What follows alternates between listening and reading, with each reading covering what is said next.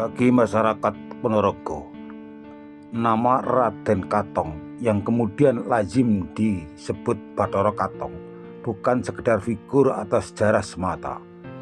Hal ini terutama terjadi di kalangan masyarakat yang meyakini bahwa Bathara Katong penguasa pertama Ponorogo sekaligus pelopor penyebar agama Islam di Ponorogo.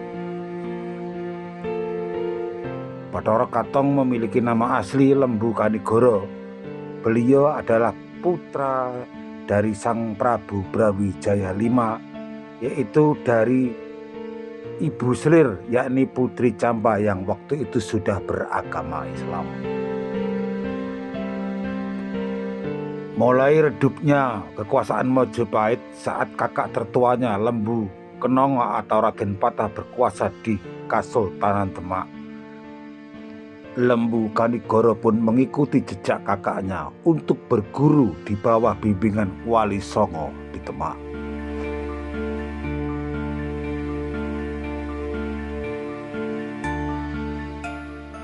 Berawal dari Prabu Brawijaya V mengambil istri Putri Campa yang beragama Islam pada waktu itu, mengakibatkan meruncingnya konflik politik di Majapahit.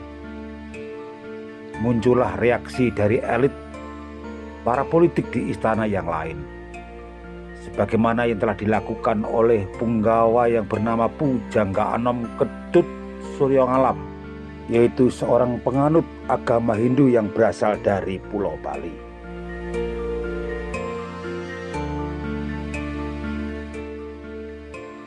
Pujangga Anom Ketut Suryongalam lebih memilih keluar dari kerajaan Majapahit karena beliau tidak setuju dengan adanya Putri Campa di kerajaan Majapahit. Lalu Ketut Suryongalam membangun peradaban baru di tenggara Gunung Lawu sampai lereng barat Gunung Wilis yang kemudian dikenal dengan nama Wengker atau kota Ponorogo pada saat ini. Ki Ageng Ketut Suryongalam ini kemudian lebih dikenal sebagai Ki Ageng Kutu atau Demang Kutu. Daerah yang menjadi tempat tinggal Ki Ageng Kutu dinamakan Kutu. Sekarang merupakan daerah yang terdiri dari beberapa desa di wilayah Kecamatan Jetis. Di tempat yang baru ini, Ki Ageng Kutu menyusun kekuatan, mengumpulkan prajurit-prajurit untuk menggempur menyerang Majapahit. Akan tetapi sebelum beliau menyerang Majapahit, rupa-rupanya Brawijaya V lebih dulu mendengar dengan adanya pemberontakan dari Ki Ageng Kutu. Maka diutuslah putra beliau yang bernama Lembu Kanigoro untuk menangkap Ki Ageng Kutu.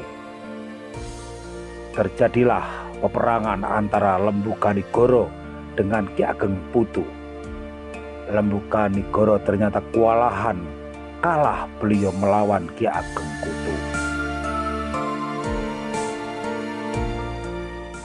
Untuk meredam peperangan antara Lembu Kanigoro dengan Ki Ageng Kutu, maka Lembu Kanigoro pun mempunyai inisiatif untuk menikah putri dari Ki Ageng Kutu yang bernama Niken Gandani yang merupakan kakak kandung dari Waro Suramenggolo.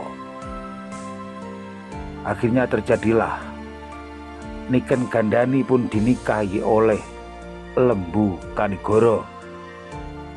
Lalu Niken Gandani pun disuruh mencuri pusaka milik dari Ki Ageng Kutu yang sangat ampuh itu, yaitu pusaka Korowelang. Setelah pusaka Korowelang milik dari Ki Ageng Kutu di tangan oleh Raden Lembu Kanigoro, peperangan pun terjadi kembali. Tetapi di saat ini, di tempat ini, Ki Ageng Kutu muksa, hilang secara gaib. Lalu tempat hilangnya Ki Ageng Kutu ini sampai sekarang diberi nama Gunung Bacin.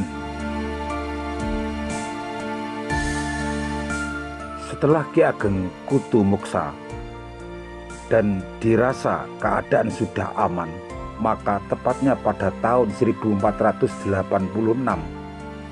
dimulailah Raden Lembukanigoro membabat alas, yaitu di salah satu tempat yang dulu tempat beliau untuk bertapa dan semedi.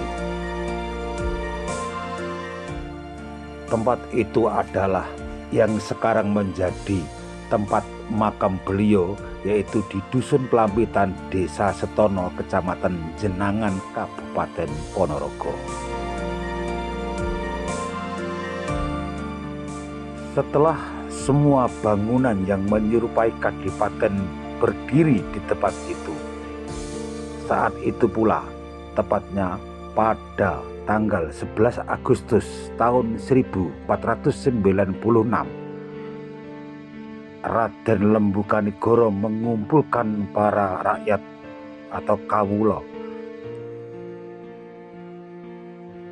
Beliau lalu menyampaikan bahwa tempat yang baru itu diberi nama Ponorogo atau yang sekarang menjadi Ponorogo. Dan kemudian Raden Lembukanigoro mengangkat dirinya sebagai adipati yang pertama di kota Ponorogo. Dan kemudian Raden Lembukanigoro pun mengganti nama dengan sebutan nama Raden Bathara Katong. Maka setiap tanggal 11 Agustus dijadikan atau diperingati sebagai hari jadi kota Ponorogo. Ketetapan ini dilandasi dengan kuat dengan adanya peninggalan batu prasasti yang terdapat di depan makam Raden Bathara Katong, yang menunjukkan bahwa pada tanggal 11 Agustus tahun 1496 Raden Bathara Katong dinobatkan sebagai adipati yang pertama di kota Ponorogo. Demikian teman-teman cerita singkat tentang sejarah berdirinya kota Ponorogo dan sejarah dari Raden Bathara Katong. Bila ada kesalahan dan kekurangan, saya mohon maaf yang sebesar-besarnya. Namun jangan lupa dukung selalu channel saya supaya saya lebih semangat memberikan informasi kepada Anda. Salam Rahayu, Rahayu, Rahayu. Salam budaya dan salam Nusantara.